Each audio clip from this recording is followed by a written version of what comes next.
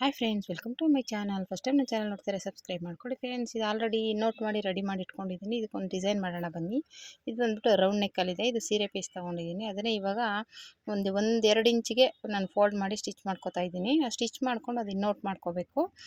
Frill ಥರ ಬರುವಂಥ design ಇದು. ತುಂಬ ಚೆನ್ನಾಗಿರುತ್ತೆ, ಬ್ಯೂಟಿಫುಲ್ ಆಗಿರುತ್ತೆ. ಈ ರೀತಿ ಸ್ವಲ್ಪ ಪೀಸ್ ತೊಗೊಂಡ್ರೆ ಸಾಕು. ಒಂದು ಸ್ವಲ್ಪ ಜಾಸ್ತಿನೇ ತೊಗೊಳ್ಳಿ, ಯಾಕೆಂದರೆ ಅದು ಫ್ರಿಲ್ ಕೊಡುವಾಗ ಸ್ವಲ್ಪ ಜಾಸ್ತಿ ಕಮ್ಮಿ ಆಗುತ್ತೆ. ಆವಾಗ ಕಮ್ಮಿ ಆಗಿಬಿಟ್ರೆ ಮತ್ತೆ ಜಾಯಿಂಟ್ ಮಾಡಬೇಕಾಗುತ್ತೆ. ಹಾಗಾಗಿ ನೀವು 2 ಫೋಲ್ಡ್ ಮಾಡಿಕೊಂಡೇ ತೊಗೊಳ್ಳಿ. ಫ್ರಿಲ್ಗಳು ಕೊಡಬೇಕಲ್ವಾ, ಅವಾಗ ನಾವು ಆ ಕಡೆ ಈ ಕಡೆ ಮಾಡೋಕ್ಕಾಗಲ್ಲ. ಎಕ್ಸ್ಟ್ರಾ ಬಟ್ಟೆನ ಈ ಥರ ಕಟ್ಟಿಂಗ್ ಮಾಡಿ ತೆಗೆದುಬಿಟ್ಟು ನೀಟಾಗಿ ಒಂದು ದೊಡ್ಡ ಸೂಜಿಗೆ ದಾರ ಹಾಕ್ಕೊಂಡು, ನಾನು ಈ ರೀತಿಯೇ ಯಾವಾಗಲೂ ಸಣ್ಣ ಡೋರಿನಾಗಲಿ ದೊಡ್ಡದಾಗಲಿ ಇದೇ ರೀತಿ ತೆಗೆಯೋದು. ನಾಟ್ ಹಾಕ್ಕೊಂಡು ಇವಾಗ ಇದಕ್ಕೆ ಒಂದು ನಾಟ್ ಹಾಕ್ಬಿಟ್ಟು ತೂರಿಸ್ಕೊಂಡು ತೆಗಿತೀನಿ. ಚಿಕ್ಕ ಡೋರಿನೂ ಸೇಮ್ ಇದೇ ರೀತಿಯೇ ತೆಗೆಯೋದು. ದೊಡ್ಡದಾಗಿರೋದ್ರಿಂದ ಸ್ವಲ್ಪ ಕಷ್ಟ ಆಗೋಲ್ಲ. ಚಿಕ್ಕದಾದರೆ ಸ್ವಲ್ಪ ನೀಟಾಗಿ ಎಳಿಬೇಕಾಗುತ್ತಲ್ವ, ಅದು ಸ್ವಲ್ಪ ಕಷ್ಟ ಆಗುತ್ತೆ. ಇದೇನಿಲ್ಲ, ಆರಾಮಾಗಿ ಹಿಂಗೆ ಎಳೆದಿಟ್ಕೊ ಬಂದ್ಬಿಡುತ್ತೆ. ಓಕೆನಾ. ಈ ರೀತಿ ಒಂದು ಮಿಷಿನ್ದು ಇದಕ್ಕೆ ನಾಟ್ ಹಾಕ್ಬಿಟ್ಟು ಹಿಂಗೆ ಎಳ್ಕೊಳ್ಳಿ, ಬಂದ್ಬಿಡುತ್ತೆ. ಇವಾಗ ತೆಗೆದ್ಬಿಟ್ಟು ಇದನ್ನು ತುದಿಗೆ ಅದು ಸ್ಟಿಚ್ ಮಾಡಿರ್ತೀವಲ್ಲ ಅಲ್ಲಿಗೊಂದು ಸ್ಟಿಚ್ ಹಾಕ್ಕೊಳ್ಳಿ. ಯಾಕಂದರೆ ನಾವು ಫ್ರಿಲ್ ಕೊಟ್ಟಾಗ ನೀಟಾಗಿ ಕೂತ್ಕೊಳ್ಳುತ್ತೆ. ಇಲ್ಲಾಂದರೆ ಆ ಕಡೆ ಈ ಕಡೆ ಒಂಥರ ಎತ್ಕೊಂಡಂಗೆ ಆಗುತ್ತೆ. ಈ ರೀತಿ ನಾನು ಸ್ಟಿಚ್ ಮಾಡ್ತಾಯಿದ್ದೀನಲ್ಲ, ಸೇಮ್ ಅದೇ ರೀತಿ ಒಂದು ಸ್ಟಿಚ್ ಮಾಡ್ಕೊಳ್ಳಿ. ಈ ರೀತಿ ಸ್ಟಿಚ್ ಮಾಡ್ಕೊಂಡಾದಮೇಲೆ ಫ್ರಿಲ್ನ ಕೊಡಬೇಕಾಗುತ್ತೆ. ನಾನು ಆಲ್ರೆಡಿ ಅದನ್ನ ಬ್ಲೌಸ್ನ ಇನ್ನೋಟ್ ಮಾಡಿ ರೆಡಿ ಮಾಡ್ಕೊಂಡಿರೋದ್ರಿಂದ ಇನ್ನೇನು ತೊಂದರೆ ಇಲ್ಲ. ಇವಾಗ ಇದನ್ನು ನೀಟಾಗಿ ಹಿಂಗೆ ಇಟ್ಕೊಂಡು ಆಲ್ರೆಡಿ ನಾನು 1 ಇಂಚಿಗೆ ಮಾರ್ಕ್ ಮಾಡ್ಕೊಂಡಿದ್ದೀನಿ ಇದು ಬ್ಲೌಸ್ ಪೀಸ್ನ. ಫಸ್ಟ್ ಆ ಕಡೆ ತುದಿಗೆ ಲೇಸ್ ಹಚ್ಬಿಡೋಣ, ಆಮೇಲೆ ಫ್ರಿಲ್ ಕೊಡೋಕ್ಕೆ ಸರಿ ಹೋಗುತ್ತೆ ಅಂದ್ಬಿಟ್ಟು ಒಂದು ಗೋಲ್ಡ್ ಕಲರ್ ಲೇಸ್ ತೊಗೊಂಡಿದ್ದೀನಿ. ಲೇಸ್ ಕೊಡ್ತಾಯಿದ್ದೀನಿ ರೌಂಡ್ ನೆಕ್ಗೆ. ಲೇಸ್ ಕೊಟ್ಬಿಟ್ಟು ಆಮೇಲೆ ಮಧ್ಯದಲ್ಲಿ 1 ಇಂಚಿಗೆ ಮಾರ್ಕ್ ಮಾಡಿದ್ದೀನಿ. ಆ ಮಾರ್ಕ್ ಮಧ್ಯದಲ್ಲೇ ಬರಬೇಕು ಸ್ಟಿಚಿಂಗು. ಫ್ರಿಲ್ ಇಟ್ಕೊಂಡು ನೀಟಾಗಿ ಸ್ಟಿಚ್ ಮಾಡ್ಕೊಂಡು ಬರಬೇಕು. ನೀಟಾಗಿ ಒಂದು ಫ್ರಿಲ್ ಆದಮೇಲೆ ಒಂದು ಫ್ರಿಲ್ಲು ನೀಟಾಗಿ ಕೊಡಿ. ಒಂದ್ರಲ್ಲಿ ಕೆಳಗೊಂದು ನೀಟಾಗಿ, ಅಂದರೆ ದೊಡ್ಡದು ಚಿಕ್ಕದು ಮಾಡೋಕ್ಕೆ ಹೋಗ್ಬೇಡಿ. ಒಂದೇ ಲೆವೆಲ್ಗೆ ಬರಲಿ. ಚಿಕ್ಕದು ಕೊಟ್ಟರೆ ಚಿಕ್ಕದಾಗೆ ಬರಲಿ, ದೊಡ್ಡದು ಕೊಟ್ಟರೆ ದೊಡ್ಡದಾಗೆ ಬರಲಿ. ಆ ರೀತಿ ಒಂದೇ ಲೆವೆಲ್ಗೆ ಸ್ಟೆಪ್ ಬೈ ಸ್ಟೆಪ್ ಇಟ್ಕೊಂಡ್ಬನ್ನಿ. ಅದಕ್ಕೆ ಬಟ್ಟೆ ಜಾಸ್ತಿನೇ ಇರಬೇಕು. ಇದಕ್ಕೆ ಕಮ್ಮಿ ಆದರೆ ಮತ್ತೆ ಜಾಯಿಂಟ್ ಮಾಡಬೇಕಾಗುತ್ತೆ. ಯಾಕೆಂದರೆ ಫ್ರಿಲ್ಗಳ್ದು ಹೇಳೋಕ್ಕಾಗಲ್ಲ, ಕಮ್ಮಿ ಜಾಸ್ತಿ ಅಂತ ಸ್ವಲ್ಪ ಜಾಸ್ತಿನೇ ಬೇಕಾಗುತ್ತೆ. ಈ ರೀತಿ ನಾನು ಇಲ್ಲಿ ಕೊಡ್ತಾಯಿದ್ದೀನಿ ನೋಡಿ. ಆ ರೀತಿ ಸೂಜಿ ಸಹಾಯದಿಂದ ಈ ರೀತಿ ಒಂದೊಂದೇ ನೀಟಾಗಿ ಫ್ರಿಲ್ನ ಕೊಡ್ತಾ ಬನ್ನಿ. ಅದು ಸ್ಟೆಪ್ ಬೈ ಸ್ಟೆಪ್ ಒಂದೊಂದಾದ್ಮೇಲೆ ಒಂದು ಕೊಡಬೇಕು, ನೀಟಾಗಿ ಬರಬೇಕು.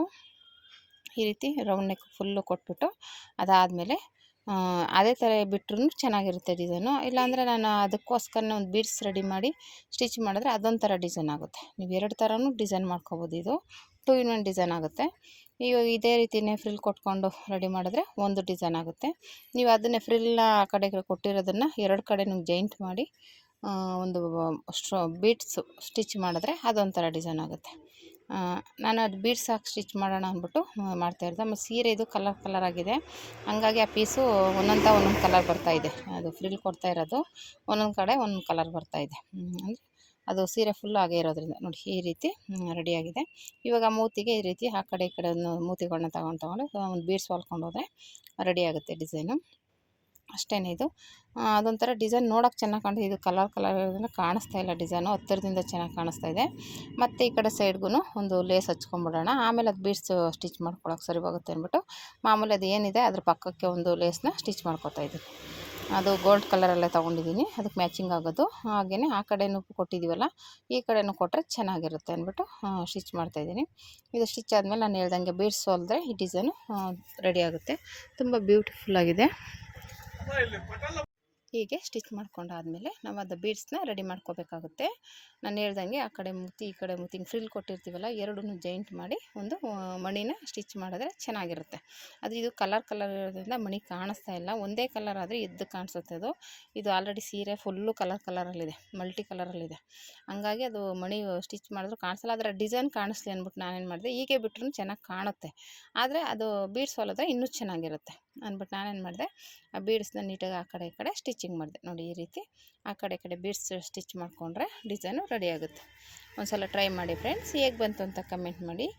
ತುಂಬ ಬ್ಯೂಟಿಫುಲ್ಲಾಗಿ ಬರುತ್ತೆ ಒಟ್ಟಿನಲ್ಲಿ ಡಿಸೈನು. ಇದರಲ್ಲೇ ತುಂಬ ಇನ್ನೂ ವೆರೈಟಿಯಾಗಿ ಡಿಸೈನ್ಗಳು ಮಾಡ್ಬೋದು. ನೀವೇನಾದರೂ ಫಸ್ಟ್ ಟೈಮ್ ನನ್ನ ಚಾನಲ್ ನೋಡ್ತಾಯಿದ್ರೆ ಸಬ್ಸ್ಕ್ರೈಬ್ ಮಾಡ್ಕೊಂಡು ನೋಡಿ, ಫುಲ್ ವೀಡಿಯೋ ನೋಡಿ, ಸ್ಕಿಪ್ ಮಾಡ್ದೇನೆ. ಆವಾಗ ನಿಮಗೆ ಡಿಸೈನ್ ಹೇಗಿದೆ, ಹೇಗೆ ಮಾಡೋದು ಅಂತೆಲ್ಲ ಅರ್ಥ ಆಗುತ್ತೆ.